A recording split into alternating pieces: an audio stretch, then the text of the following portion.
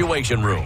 The only way to start your day. It's coming up to 8 minutes after 8. Thank you for keeping it locked on Spice FM, on KTN, and everywhere else where we are live streaming this show on YouTube, on Facebook, on X, on TikTok, on Radio Garden. Yes, our Radio Garden signal is back and we are happy. Somebody was saying that they were not getting a clear signal. Someone else told them, change your gadget. Oh. Must be you. Hey, what we Kenya? I will tell you things. Okay, so it's like, oh, you're talking to somebody and then you're like, insufficient balance. What will someone tell you? Change your plan. Go to the new plan. Which one is that? It's a star. This is it. It's *544#. That's the plan. You dial that from your mobile phone, and then you'll be given a menu. You'll pick number 4 because it says what? Go monthly. It actually says in capital letters. Go monthly. You will then dial that, and then you will see a whole suite of ideas that you can pick from and say, okay, which one do I do? Do I take the one for 500 shillings? Do I take the one for 1,000 shillings? Do I take the one for 2,000 shillings or 5,000 shillings? Let me tell you the one for 2,000 shillings and what it has. Can you talk for 1,000 minutes? I know someone who can. I know somebody who can talk. Can you send 2,000 SMSs? Good morning, Eric. Those are 3 SMSs already. Yeah. Not in one. I mean, why do one when you can do 3? 2,000 SMSs over a month, 17 GB of data, so you can, get on the internet, see who's doing what in Australia at 3 a.m. in the morning. And then WhatsApp is free. Free! WhatsApp is free. You can do calls, you can do messages, you can do whatever it is that you need to do because you chose the plan. Because we don't want to hear that annoying sound of tit, tit, tit. No, we don't. Yes. We don't want to send a message and then you find out later it never delivered. So Safaricom says, we feel you, we hear you, we understand you. How about you go monthly with all-in-one plan whereby you get all the messages you need, all the talk time you need, all the internet data that you need, and even free WhatsApp. So you never have to be in that embarrassing situation whereby you cannot communicate. Yes. We'll also throw in one better for you. If you do that, take a screenshot of the subscription that you've made. Alvin will give you 3,000 bob. Arvin is our resident AI. He's human. Sometimes. For the greater part, he's human. But when he's choosing a winner, he's a complete machine. Yeah, he just looks at algorithm and says, what did you do? All right, so let's introduce our guests for the next hour. Stella Suke is the Executive Director of FilmAid Kenya, and Caroline Njoke is the Chief Technical Advisor at the International Labour Organization, ILO. Good morning, ladies. Good morning, Harry. How you doing? Good morning, Du. Good morning. We're well. Stella, can you talk for 1,000 minutes in a month? In a month? No. 30 days? No, You I do more? cannot. 500 maybe, half of that. 500. Yeah. Caroline, 1,500? Going once? I could. You could? I could. Really? Yeah, I'm on the phone quite a bit. You're one of those. I haven't kept tab, but if at times it feels like it You're could be one that of those, much. eh? I am one of those. So when you go to the all-in-one package, please choose the one for 2,000 Absolutely. minutes. That was so my you're key. safer. Yeah, absolutely. Yeah, so you're safer, okay? Yeah. And then Caroline, then you can go for the one for 1,000. 1,000, yeah. Because that way then, 500, when you think you do 500, you actually do 999. Yeah. Yeah, I counted last time. Yeah. Check. Karibuni sana. Asante. We are going to talk about the work that FilmAid is doing with support from ILO in refugee communities in the country and the integration of the refugee communities, right? So there's a gentleman that normally sits where you're seated right now, Caroline. And if he were here, you'd have moved so that you sit there. He gives you the seat of the house. You're on your kiti ya mzee. Then you'd have moved here. His name is Siti Muga. He's away this week. He's on holiday. But what he normally does is every week he goes into one African country. He mines proverbs from that country and comes and gives us a proverb from that country, a proverb a day. And the job of our guests is to listen to the proverbs and give their own interpretation of that proverb. What does the proverb say to you? This week the proverbs are from Senegal. Today's proverb: to spend the night in anger is better than to spend it in repentance. To spend the night in anger is better than to spend it in repentance. What do you think the Senegalese are saying, Stella? That's interesting.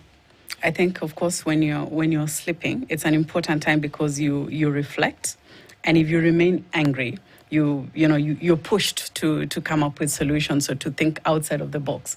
But of course, if you repent, you let it go. I think to really get out of what is annoying you is important to stay within it. So I think that for me would be what it is, like stay, focus on it, get the solution, get out of it. Hey, Very that's a good clever. one. Caroline.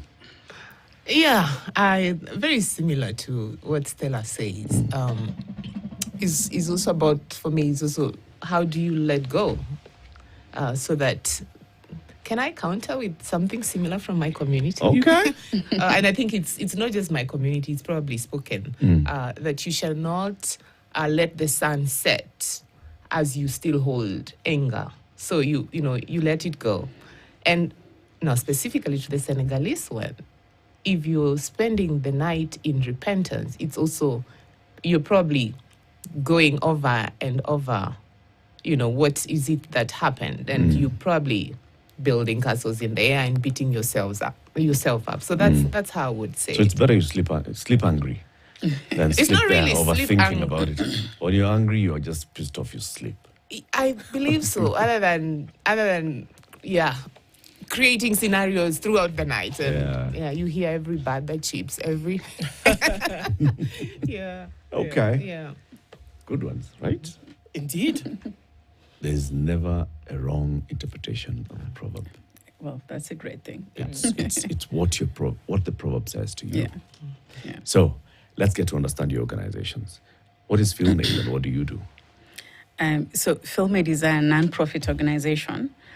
Our mission is to focus on increasing access to information, and mainly we are working with the marginalized communities. I know FilmAid is well known for refugees, but also, of course, the two counties that are hosting refugees are very much marginalized and in need of information as well. So Turkana County, Garissa County. So we ensure communities have access to information.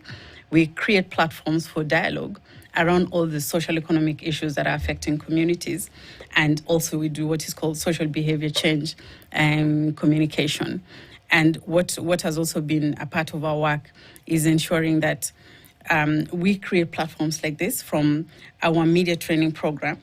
We create programs like the Film Festival, where communities that we serve can present their creative work, their visual work to their communities, but also now to I'd say to the rest of the Kenyans, to the rest of the world. And it's a beautiful work, unique work from, I call it from a special place. The really audiovisual content from Turkana and Garissa is very extraordinary. Not just, for example, the Turkanas are amongst the most natural actors on film, beautiful, natural. So, that's something extremely valuable, that there's a platform where they can present amazing work and share their stories. And I think also what's important, a lot of people don't really know who these people are. You talk about refugees from nearly 20 countries. So to shed a light on who these people that are amongst us are, there are many different narratives about who refugees are, at least as far as I know. Sometimes it's negative because it's been securitized. People connect refugees with insecurity, for example.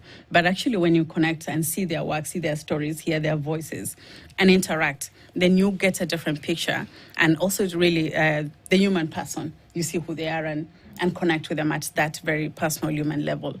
So who sees the films that you make? So our primary target is the communities that we serve. So we produce content to respond, say, to education needs. If you're talking about against child marriages, against FGM, back to school campaigns for children, how do you manage, teenage pregnancies, or having conversations now around integration. What does it mean? How do communities that are refugees live with Kenyan communities? So our primary audience, firstly, is the community that we're serving. Okay. Then on the secondary level is then to bring this conversation at the national level with the Kenyan people. So that becomes a different audience, but also engaging with the people that hold responsibilities, NGO workers like ourselves, United Nations, like Caroline here, and then also, the rest of the donors that are supporting the work that we're doing. And, there's a lot of ongoing policy development from the government of Kenya Parliament. So having conversations and reaching out to the people that also make relevant regulations to manage refugees. So that becomes our secondary stakeholder for the content that we are producing. And of course, naturally, if you're a content creator, you really want your content to get to the world. You make it so people see, they hear your story. So there's really the whole creative world that we reach out to, through the film festival, but also all our content is online on various digital platforms. So it's also to just reach out to other creatives, filmmakers, and the rest of the world. Okay. Yeah. Caroline, ILO, Yes. from what we learned in school, is the International Labour Organization. It's a UN body, right? So what are you doing in Kenya? And what are you doing with FilmAid that is dealing with local communities? Eric, indeed, the ILO is the UN agency for the world of work. What many people don't know is that the ILO is the oldest UN entity, 105 years old. Wow. The League of Nations, how old is that? League of Nations, not 100. Nearly even. That's 70. 100. It's not even 70 100 years now. old. Yeah. It was in the Exactly. 40s. Yeah. And so the ILO really came into fore from a social justice perspective. The International Labour Organization gave us the 8-hour day, working day. The ILO gave us the weekend, Oh, nice.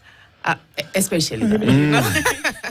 Thank you. And before that, you can imagine what was happening. Before that, you worked endless hours to, push an organization's bottom line. And workers were protesting. They were saying, no, we don't have safety in the places where we work. We don't take rest.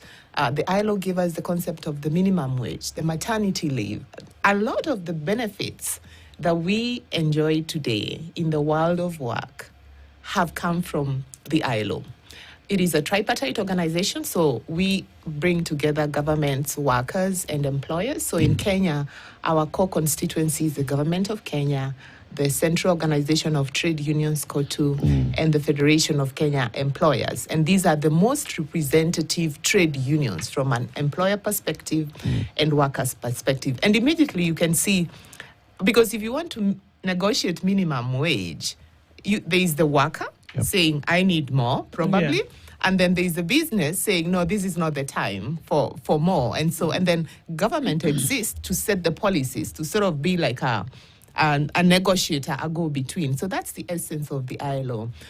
So rights, international labor standards are at the heart of the ILO. And that is what many know the ILO for. Many associate the ILO with industrial action, because people are agitating for better terms of work. But there are no rights without work. Because if work did not exist, as it were, then what rights would we be speaking about? And that is why Kenya is a member of the ILO since 1965.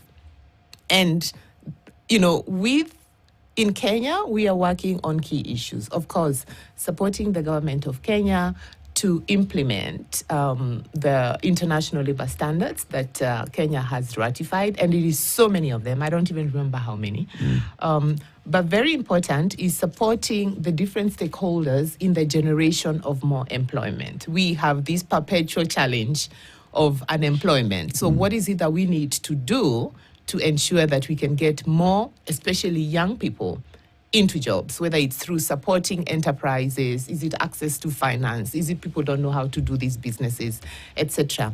Another area is skilling, and again, we've had this conversation and people have said over and over again that we have young people that are not a good fit for the jobs that exist. So then we have to look at the skilling ecosystem and see how is it that then we respond to the actual skilling, the actual level and type of skilling that industries and enterprises require. So what are we doing with FilmAid?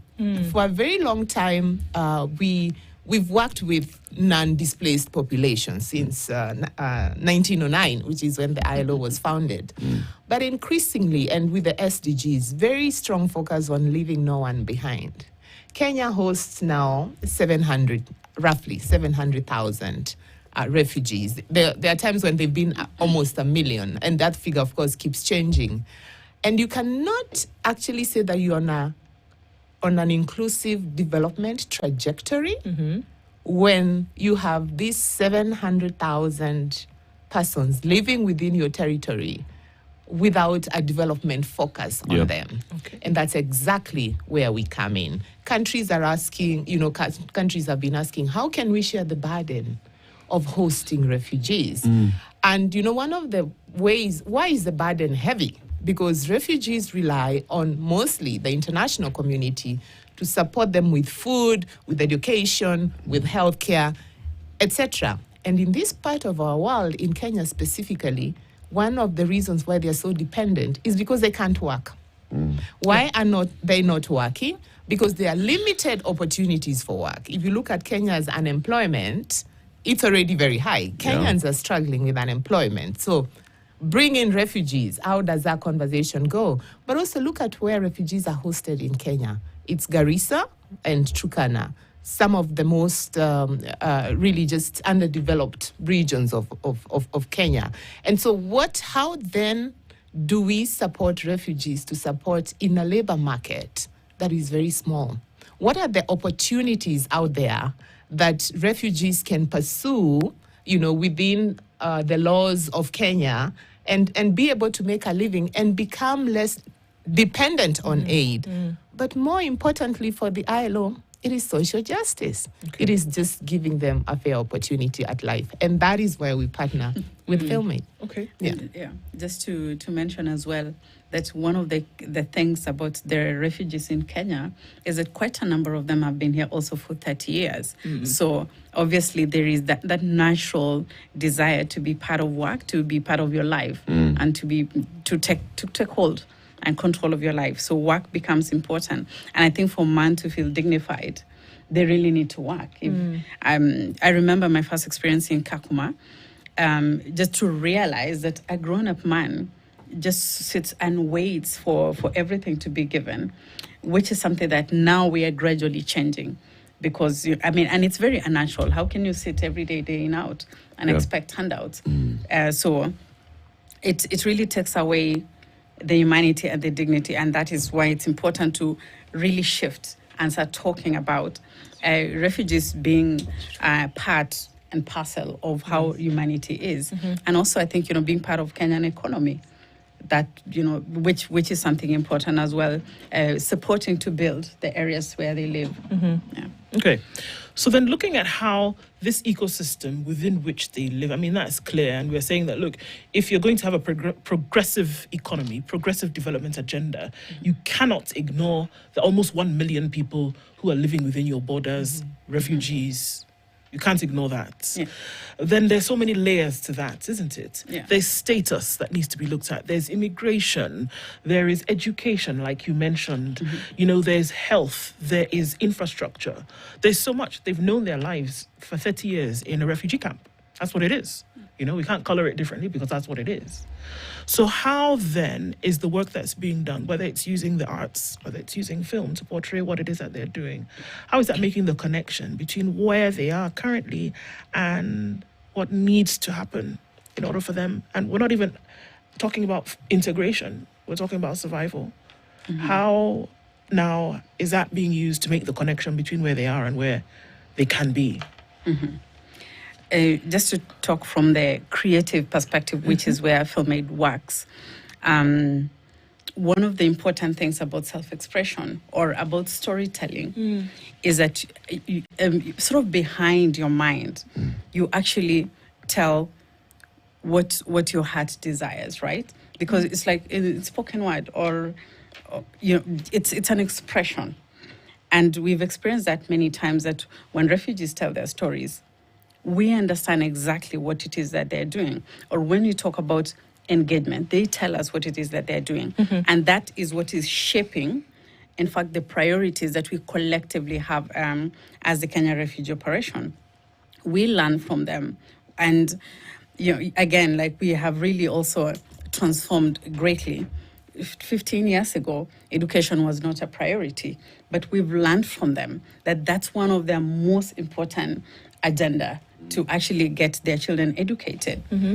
Because again, if you imagine the situation back in their home countries, if you're talking about South Sudan or Somalia, someday they need to return home and they need to rebuild. Yeah. And to rebuild, you need this pathway. And for FilmAid, of course, and as you also know, you're part of the creative industry, part of media. It's also really it's a very interesting area of practice, because in a situation where refugees cannot move, the work that we're doing also, a lot of it can be done.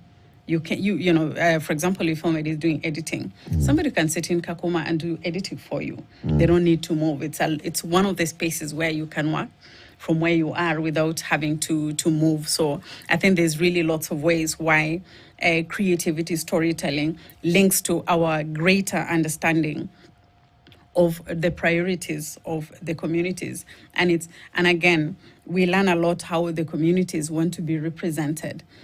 The sector in general had a way of talking about SDGs, the big words, and we are fond of them. We have, thousands of them.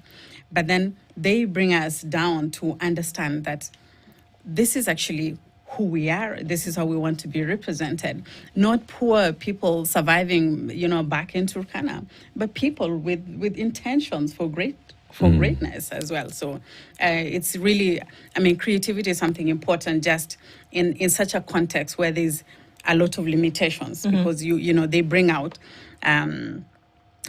something different that otherwise we would not have known. And if you just bring people to conversation, naturally they tell you what they want you to hear. Yep. But when you let them express it through art, then they are actually able to Then they tell tell their you own so much story. more. Yeah. So how do you do it? Is it that FilmAid then has a College of Arts in Kakuma? Do you enroll students? Are you teaching them after that? How do you do it? So basically, we have different phases of our program.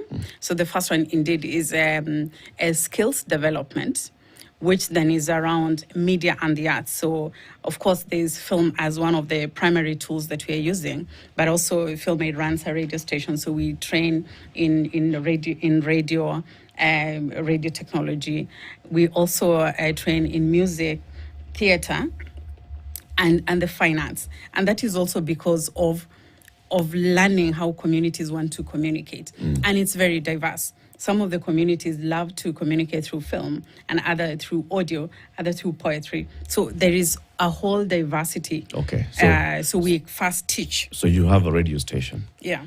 Is it that the radio station then has an academy, or are you taking it? So I want to see. Take me through the life of a refugee in Kakuma. So let me just finalize on the FilmAid. So we basically train on all these different formats, and that becomes our primary partner now to produce multimedia content to respond to the community needs. How do you train, Stella? So we have a training school, Okay. basically. So we enroll, roughly we train about 100 individuals annually across the different formats. And then, of course, they go on to work with FilmAid, because we are producing content, so they are part of that. That continues as part of training and, of course, part of work. Then we have the dissemination, and then we have platforms like this, which is advocacy, influencing decision, conversation with the wider community, with the Kenyans and other types of stakeholders. I am not, I will not do justice to life of a refugee in Kakuma, but in general, just look at the fact that it's a community that lives in. It's not restricted, but at the moment, if you live in Kakuma, you cannot just wake up and live. So they live in this space. The international action is providing various services. So children go to school. There's food distribution from the World Food Program. There's various services around human rights. There are hospitals. They're all, and if you look at the side of Turkana, there's infrastructure. There's a good road all the way to the border with South Sudan that has also really greatly changed that place, because there's now access. And the change in the way also some of the assistance is being provided is becoming important as part of the economy, because previously there was the food distribution in kind, but now with cash-based intervention, there's the whole business community that is there to sell food, because as a refugee, I receive an X amount of money. I go to the market and buy. So it means, there are all these people selling grains, vegetable, and everything that is needed. And so there's a whole really new emerging economy market value chains from Kenya. It's called Down Kenya, all the way to the camps.